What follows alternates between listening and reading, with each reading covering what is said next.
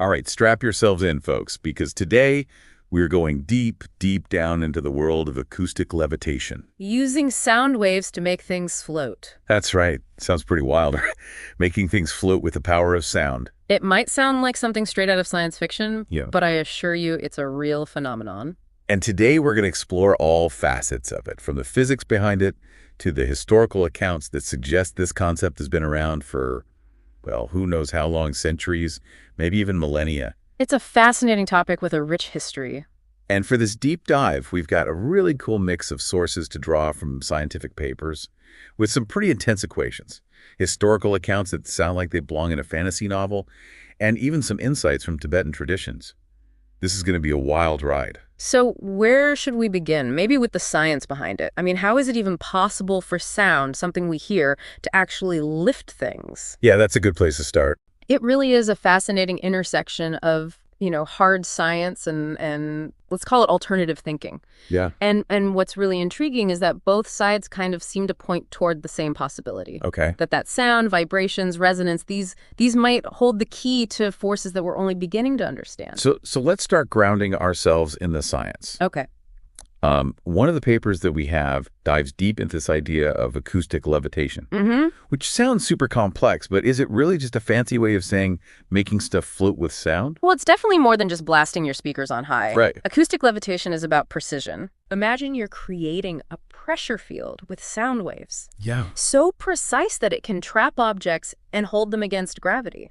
Like those invisible force fields in sci-fi movies. Exactly. Right. And scientists have actually done this. Oh, really? They've suspended tiny objects in midair using carefully controlled sound waves. Wow. They create what are called standing waves, where the sound waves interfere with each other to create points of high and low pressure. So it's like building a sonic scaffolding that the object kind of rests on. Yeah, a great analogy. And it gets even wilder. Okay. Researchers have actually used this technique to move objects around obstacles in water. What? So imagine the possibilities. Non-invasive surgery, manipulating cells at a microscopic level, maybe even one day, sound-powered vehicles. Okay, my mind is officially blown. It's pretty amazing. But the science goes deeper, right? We're talking about not just levitating an object, but potentially manipulating its position within a 3D soundscape. That's some next-level sonic wizardry. It is. It's a realm where science starts to sound a lot like magic. Right. Well, you see, sound waves, they're more than just something that tickles our eardrums.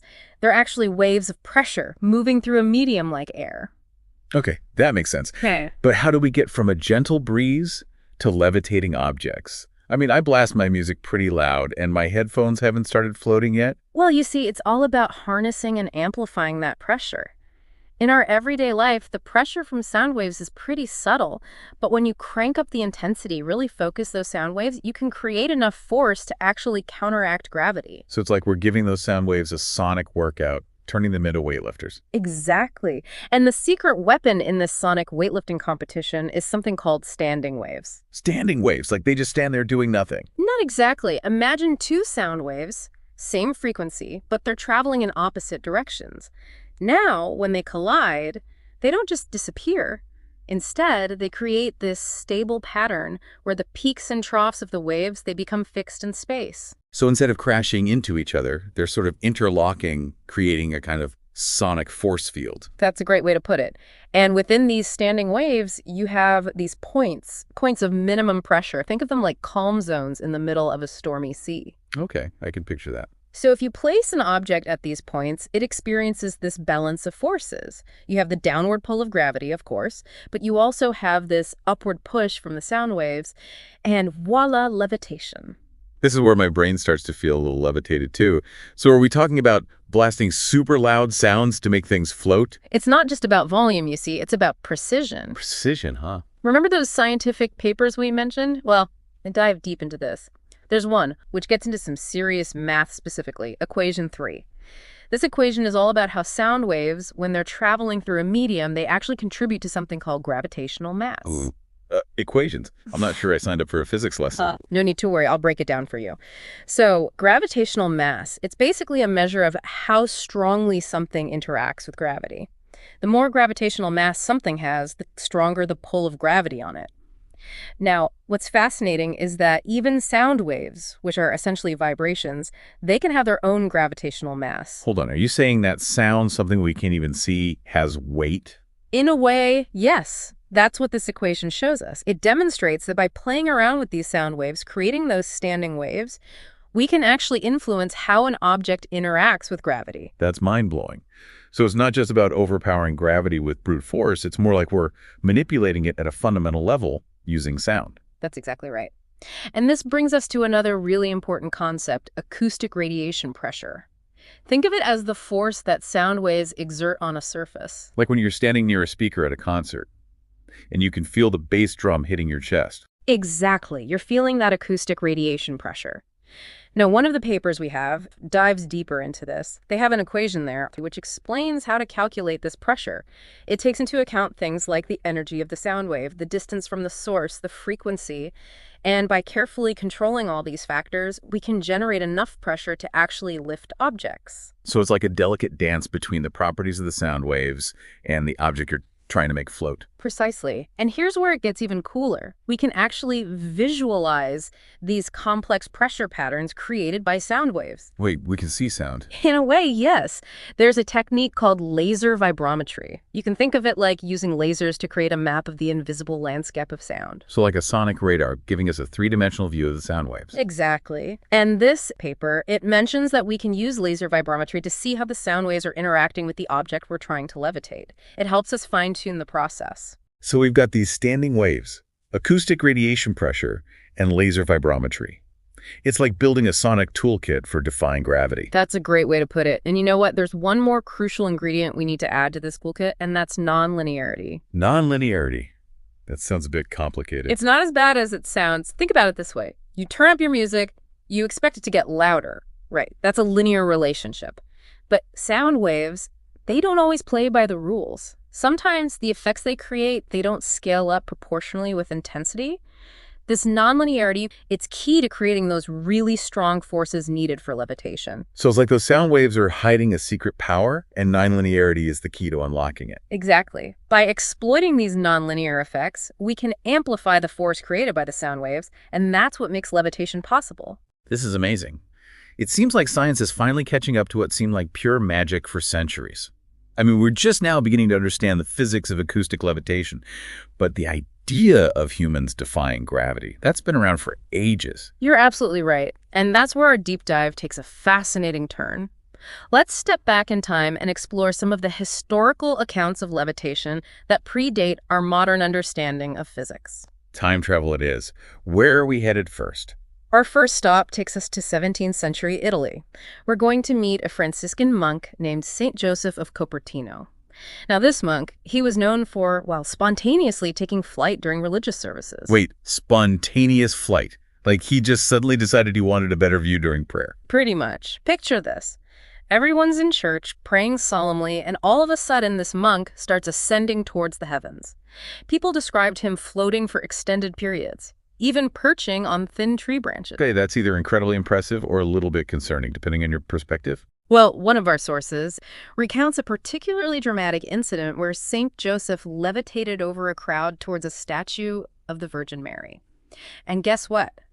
The Spanish ambassador's wife witnessed this, and she was so astonished that she actually fainted. Wow, talk about a powerful performance. Mm-hmm. But let's be real, were these accounts actually scientifically verifiable, or were they more like, embellished stories? That's the million-dollar question, isn't it? Back then, their understanding of physics was quite different from ours, so it's really hard to say for sure. But the fact that these stories were told and retold, it really speaks to the enduring fascination we humans have with defying gravity. Absolutely. And it's not just St. Joseph. Yeah. If we fast forward to the 19th century, we enter this whole world of spiritualism, a movement that was all about connecting with the spirit world. And one of the most famous figures from that era was Daniel Douglas-Home, a medium known for his levitation feats. Yes, Daniel Douglas-Home. Quite the showman, or perhaps show medium. He would conduct these seances where he claimed to communicate with spirits, and levitation was a frequent occurrence. People claimed to see him floating horizontally, sometimes even carrying objects with him in midair. Okay, now this is starting to sound like a magic show mixed with a physics experiment. It definitely blurred the lines. Now, of course, there were skeptics who believed that Home was using trickery and stagecraft to create illusions. But whether you believe in the supernatural or not, Home's levitations, real or staged, they really fueled this public fascination with the possibility of overcoming gravity. It seems like this urge to break free from Earth's pull is just deeply ingrained in us, expressing itself through religion, spiritualism, even magic. Indeed. And our exploration of historical levitation wouldn't be complete without venturing into the mystical traditions of Tibet. Ah, Tibet, land of mountains, monasteries, and levitating monks. Precisely. We have these incredible accounts from Alexandra David-Neel, an explorer and spiritual seeker who spent years in Tibet documenting her experiences in the book Mystique et Magicien du Tibet. She describes witnessing Tibetan mystics engaged in practices that just seem impossible, including levitation. Okay, I'm hooked. Yeah. What kind of practices are we talking about? One that really stands out involves a group of monks using sound to levitate a massive stone block. She describes this rhythmic chanting accompanied by these deep, resonant horns and drums, and she claims to have seen this incredible feat with her own eyes. So like a sonic construction crew using sound waves to move heavy objects. It's a fascinating image, isn't it? And what's remarkable is that David-Neel, despite being deeply immersed in Tibetan culture, also had this scientific mind. She believed that there could be a rational explanation for these levitations. She suggested that the monks might have mastered some form of sonic technology, maybe even harnessing unseen energies. Okay, now this is where the science and the mystical really start to intertwine. Are we saying there could be a scientific basis to these ancient practices? It's a tantalizing possibility, and it's a theme we're going to explore further as we continue our deep dive. Tibet's environment is truly unique. The high altitude, the extreme weather, the isolation. Yeah. All of these factors have shaped a culture deeply connected to the natural world and its unseen forces. Like the landscape itself pushed people to explore the hidden potentials of the human mind and body. Precisely. If you're living in a place where survival depends on understanding the rhythms of nature, you're bound to develop practices and beliefs that might seem extraordinary to outsiders. Okay, so that brings us to Bun, the indigenous religion of Tibet. Yes. This belief system predates Buddhism in the region. It has a strong emphasis on shamanic practices, rituals, and a deep connection to the natural world. Bun is fascinating. It gives us a glimpse into the worldview of a culture that's been intertwined with nature for centuries. Right. They believe in spirits, energy, and forces that exist beyond our normal perception. So it's like they're tuned into a different channel of reality, one that most of us are oblivious to. That's a great analogy. Think about it. We know that our brains filter out a lot of information. What if these ancient practices, developed over centuries in a unique environment, allow access to perceptions that we normally block out? That leads perfectly into the phenomenon of the unseen companion, reported by many mountaineers in high-altitude environments. Yes. Imagine climbing Mount Everest, battling the elements, and suddenly feeling like someone is walking beside you, even though you're utterly alone. It is a bit eerie. Chilling, right? And there are a few ways to interpret it. Some attribute it to oxygen deprivation, Sure. hallucinations brought on by the extreme conditions. Makes sense. But others, like Aldous Huxley, suggested it could be a manifestation of what he called mind at large, Okay. a concept suggesting our brains are actually limiting our perception of reality. So it's like our brains are set to normal mode. Right.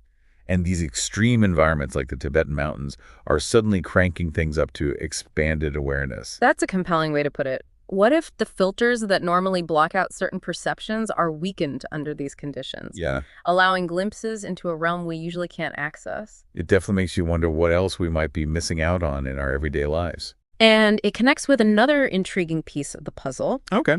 Dr. W. Gray Walters' research on brainwaves. Oh, interesting. His experiments in the mid-20th century challenged the conventional view that the mind is simply a product of the brain. He suggested that the mind could exist independently Wow. and even influence the brain's activity. So rather than the brain generating the mind is using the brain as a sort of receiver or transceiver. Exactly. And that aligns with Tibetan beliefs about consciousness, Yeah. where the mind is seen as a fundamental element that's not limited to the physical body. So we have this incredible backdrop. Yeah. Tibet, Right. with its extreme environment, its ancient spiritual traditions, Yes. and a hint that consciousness might be far more expansive than we typically realize. It is. Now let's bring back an actual explorer to the mix. Okay. a real-life Indiana Jones figure, Alexandra David-Neel. Alexandra David-Neel was a force of nature. In the early 20th century, she defied societal norms and embarked on an incredible journey, spending years in Tibet learning about their hidden traditions. Wow. She even mastered practices like tumo, the body heat yoga that allows practitioners to withstand frigid temperatures. What a story. Oh, absolutely. She even managed to gain access to the legendary Lungompa, Yes. the Windrunners. Yeah. These individuals were said to be capable of covering vast distances with incredible speed and endurance. David-Neel's accounts of the Lungompa are captivating. I bet. They describe techniques that seem almost superhuman, Right? inducing trance-like states through rhythmic breathing, chanting, and movements. Allowing them to tap into some hidden reservoir of energy. Exactly. It's like a real-life superhero origin story. It is. But how does this tie into levitation? Well, some accounts suggest that advanced Lungompa practitioners could run so fast that their feet barely touch the ground. Whoa, really? It might sound fantastical, but it hints at the possibility of manipulating the body's relationship with gravity through these mind-body practices. Okay, we've got trance runners with super endurance, a possible connection to gravity, and ancient spiritual traditions that embrace the power of the mind. Now let's add another element to this sonic stew sound itself. Sound plays a central role in Tibetan culture, and not just for entertainment or communication. It's woven into their healing rituals, religious ceremonies, and understanding of the universe. Everyone's heard of those beautiful Tibetan singing bowls. Yes. But could there be more to them than just creating soothing sounds? Absolutely. Like what? Tibetan singing bowls are believed to influence the body's energy centers, promoting healing and meditation. Okay. But the science behind it is fascinating. I bet. It's all about brainwave entrainment. Brainwave entrainment. Lay it on me. Essentially, our brainwaves tend to synchronize with external rhythms. So if you're listening to a rhythmic beat or chanting, your brainwaves will start to follow that rhythm, influencing your mental and physical state. So those monks chanting in a specific rhythm are essentially influencing their brainwave state. Yes. Potentially unlocking hidden abilities or enhancing certain physiological processes. Precisely. And that's just scratching the surface. The use of drumming in Tibetan rituals is another example of how sound is used to alter consciousness. Interesting. And possibly even interact with the world in ways we're just beginning to understand. Right, right. But it's not all peaceful chanting and healing vibes. No, sadly, it's true. We also have to consider the flip side, the potential for sound to be used for harm.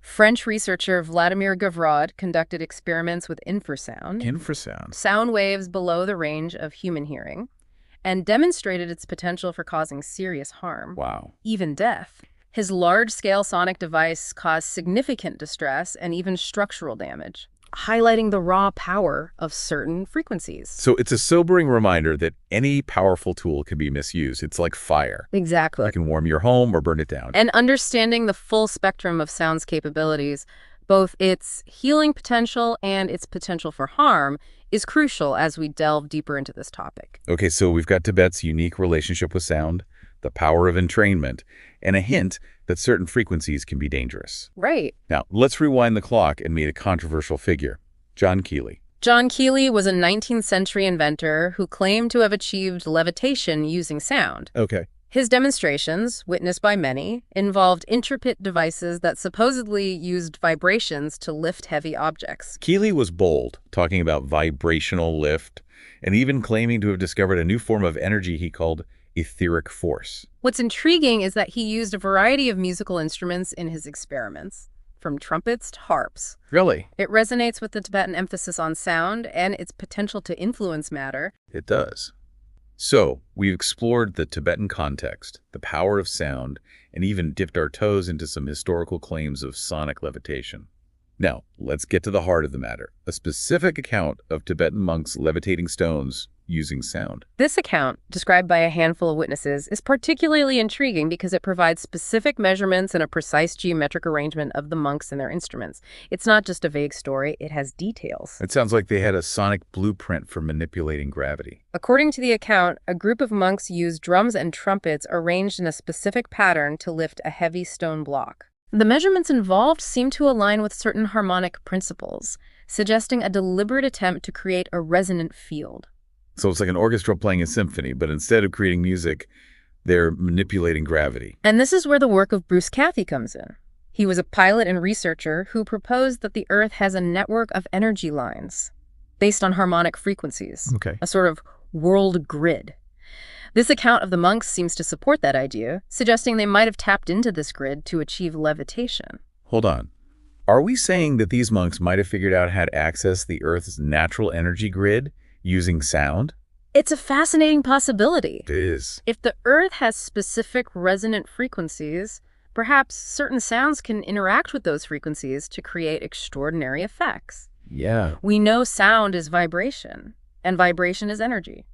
Can you break down this world grid idea for me? Sure. It sounds like something out of a fantasy novel. Well, think of it like this. Okay. The Earth isn't just a solid sphere. Yeah. It's a dynamic system with energy flowing through it. Okay. Much like our own bodies have meridians and energy points. Right. The world grid theory proposes that these energy lines form a specific geometric pattern, Okay. often based on sacred geometry principles. So we're talking about specific shapes and intersections of energy lines. Exactly. Researchers have proposed various models, often involving platonic solids like the icosahedron and dodecahedron projected onto the Earth's surface. Right. The points where these lines intersect are believed to be areas of heightened energy. And this energy could somehow be related to levitation. That's the theory. Wow. Some researchers believe that these energy lines influence the Earth's magnetic field, and manipulating those fields could create anti-gravity effects. So we're talking about tapping into the Earth's own energy system to counteract gravity. Precisely. That's a whole other level of mind-blowing. It is. This is incredible. Yeah. So from sound waves to natural flows to the Earth's energy grid, we're starting to see a tapestry of possibilities emerging. Definitely. This is seriously mind-bending. It is. We've got ancient traditions, scientific research, and the idea that gravity itself might be more malleable than we ever thought. Right. Well, I don't know about you, but my mind is definitely feeling a little lighter after that trip through history. Mine too. But let's bring things back down to Earth, literally, and explore how acoustic levitation is being used today. From levitating monks to practical applications, it's time to see how this seemingly magical phenomenon is shaping the modern world. And trust me, you might be surprised to learn just how far-reaching the applications are. Well, let's hear it.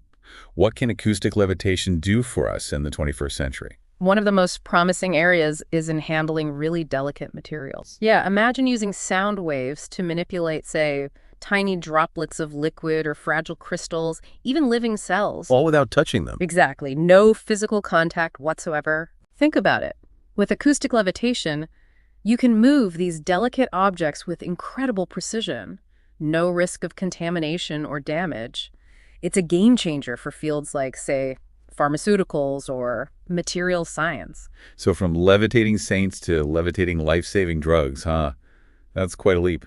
But it sounds like we're still in the early stages. Yeah, it's still early days, but the potential is huge. What about the future? What are some of the things that get scientists really excited? One area with enormous potential is in non-invasive biomedical procedures. Non-invasive. What does that even mean in this context? Well, imagine using sound waves to target and manipulate tissues inside the body, but without any surgery. Wait, are you saying sound waves could perform surgery? Not surgery in the traditional sense, no, but the concept is kind of similar. Think of it like using focused sound waves to deliver drugs to very specific spots in the body, or to break up kidney stones, even repair damaged tissues, all without a single incision. That's incredible. That's like something out of science fiction. It really is. But let's not forget, we also talked about the Earth grid and Schauberger's ideas. Those seem way out there compared to these very practical applications. True, but sometimes those seemingly far-out ideas, they can spark new ways of thinking, even if they don't exactly work out as planned. Like Victor Schauberger, right? He was obsessed with vortices and this concept of levity, like an anti-gravity force. Can you remind us how those fit into all of this? Schauberger was convinced that nature held the secrets to understanding forces beyond what we conventionally understand. He spent years observing natural phenomena, particularly the movement of water, and he became convinced that there was more to gravity than meets the eye. I remember you mentioned he studied trout swimming upstream, even levitating in waterfalls. How did he connect that to actual levitation, though? He believed that by replicating the spiraling inward-moving forces we see in nature, like in vortices, we could tap into this principle of levity and maybe even achieve levitation. He even designed and built machines, he called them implosion turbines, that use swirling water or air to generate powerful vacuum effects. So he was basically trying to create mini tornadoes in a machine to make things float. It's a bit more nuanced than that, but that's the general idea. It's still debated today, but his work has inspired many researchers who are looking at alternative energy and propulsion systems. So are we saying Schauberger cracked the code of anti-gravity? Maybe not cracked the code, but he definitely challenged conventional thinking and opened up some intriguing possibilities. And his theories, especially this idea of a subtle energy flowing through nature, connect to another fascinating concept, the Earth grid. Right, the Earth grid. This idea that our planet has this invisible energy grid running all over it, that's where things started to get really mind-bending for me. It definitely pushes the boundaries of conventional science. The theory basically proposes that the Earth isn't just a solid sphere. It's also this complex energetic system with lines and nodes of energy that can influence all sorts of things. Gravity, weather patterns, you name it. And didn't they say that the placement of ancient megalithic structures is evidence for this? Exactly. Think about Stonehenge, the pyramids in Egypt, other ancient sites that seem to be lined up along these specific geographic lines. One of our sources, David Hatcher Childress' Anti-Gravity and the World Grid, goes deep into this idea, suggesting that these civilizations might have had a deeper understanding of this energy grid and even harnessed it for, well, who knows what.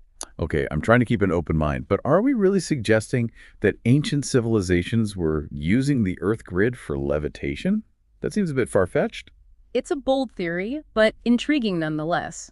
Some researchers believe that these ancient cultures had knowledge that's been lost over time, knowledge that might explain how they achieved those feats of engineering and construction that still puzzle us today. Like how Edward Leeds-Skelton built the Coral Castle in Florida. Precisely. That's a classic example.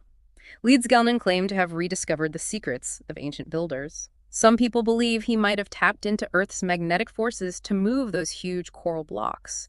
The David Hatcher Childress Anti-Gravity and the World Grid even mentions a possible connection to diamagnetism, this property, where certain materials can be repelled by magnetic fields. So the Earth grid is like a giant magnet, and Leeds-Skelton figured out how to use it. It's an interesting hypothesis, to say the least. We may never know for sure how he did it, but it reminds us that there are still mysteries out there that defy easy explanations. Mysteries and the potential for new discoveries, that's what I love about these deep dives. We started with the science of sound waves, explored historical accounts of levitation, and now we're in this realm of ancient mysteries and unseen forces. And you know what? Our journey isn't over yet. There's more. Oh, yeah. We've talked about how science is approaching levitation, but what about those traditions that take a more spiritual angle? You mean those Tibetan practices we mentioned earlier, the ones that combine physical discipline with mental focus? Exactly. Tibetan Buddhism especially has a rich history of practices aimed at transcending the limitations of the physical body, and levitation actually plays a role in some of these traditions. The most famous example is Milarepa, this legendary Tibetan yogi known for his ability to survive those harsh Himalayan winters wearing just a thin cotton robe. Okay, that's either incredible discipline or some serious internal furnace action. And the stories go even further, suggesting that Milarepa could levitate and even fly using the power of Tumo. While these accounts are often shrouded in myth and symbolism, they highlight this profound belief in the potential for human transcendence through dedicated practice. It's like a reminder that we still have so much to learn about the untapped potential of our minds and bodies. Absolutely. And maybe these ancient traditions hold clues to abilities we never thought possible. Well, my mind is definitely feeling a little levitated after that trip through Tibetan mysticism. Mine too. But let's take a deep breath and ground ourselves back in the present, though, of course, with our minds still a bit elevated. It seems that harmony and vibration are central to this whole phenomenon. I think that's a key insight. Yeah. It suggests that everything in the universe is vibrating at a certain frequency, and by finding the right resonant frequency, we can potentially influence matter and even manipulate forces like gravity. It's like finding the right tuning fork to make the universe hum in a particular way. A wonderful analogy. Today. And this idea is supported by both scientific experiments and anecdotal accounts. You know, the study on sound waves moving objects in water clearly demonstrates how specific frequencies can be used to manipulate matter in a controlled environment. Right. And the stories of Tibetan monks levitating stones suggest a deep understanding of how to harness and amplify these resonant energies.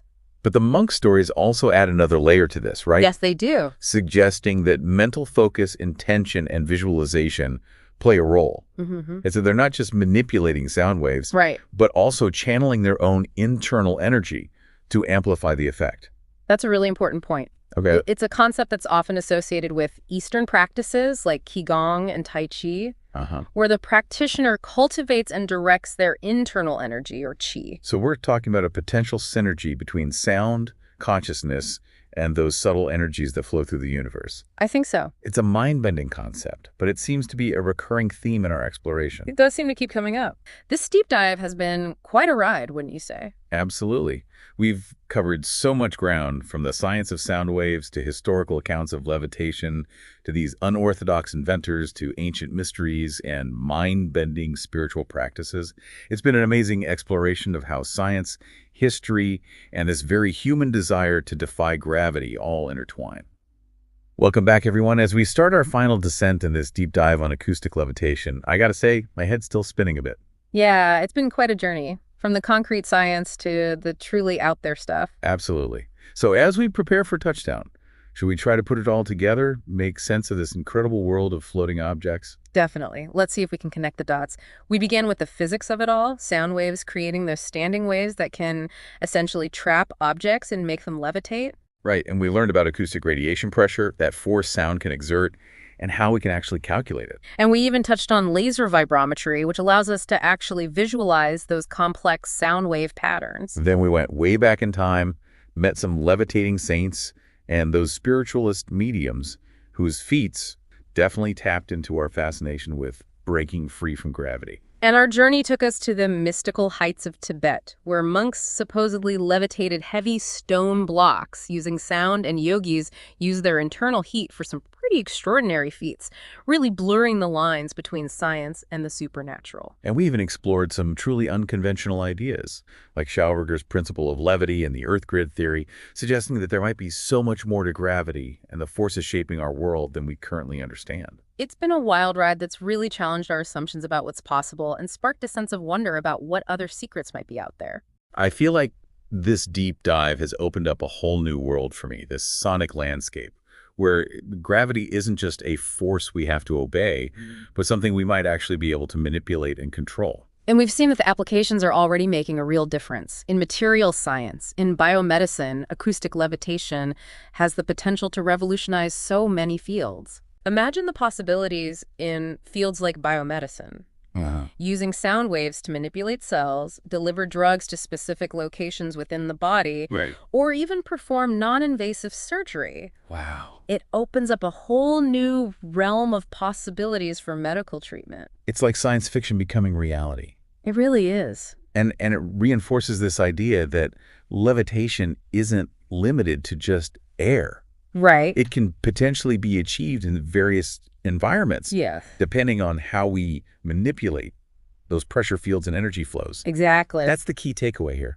Levitation isn't just about overcoming gravity. Right. It's about understanding and harnessing the fundamental forces that govern our universe. Well said. Whether it's through sound waves, natural flows, or the Earth's energy grid, we're starting to see a convergence of possibilities. A unified theory of levitation, perhaps. It's like a giant puzzle Yeah. with pieces from science, ancient wisdom, and cutting-edge research, all starting to fit together. It's an exciting time to be exploring these concepts. But beyond the practical side of things, this deep dive has brought up some really profound questions. If we can levitate objects with sound, could we one day manipulate other forces, maybe even gravity itself? That's a question that's been pondered for centuries. And while we might not have all the answers yet, even exploring these possibilities helps us understand the universe and our place within it a little bit better. It's like we've gotten a glimpse into a future where sound isn't just about communication or entertainment, but a tool to shape and control reality itself. And I think this deep dive has really highlighted that the pursuit of knowledge is this never-ending journey, full of surprises and unexpected turns. Couldn't have said it better myself. So to our amazing listeners out there, keep that curiosity alive, keep asking questions, keep exploring, and who knows what incredible discoveries you might make as we unlock the mysteries of sound. this is just the beginning of the deep dive. There's always more to learn, more to explore, more to discover. And if you enjoyed this mind-bending journey with us, don't forget to like and subscribe for more captivating deep dives into the world of science, history, and the unknown. Until next time, keep those minds levitating.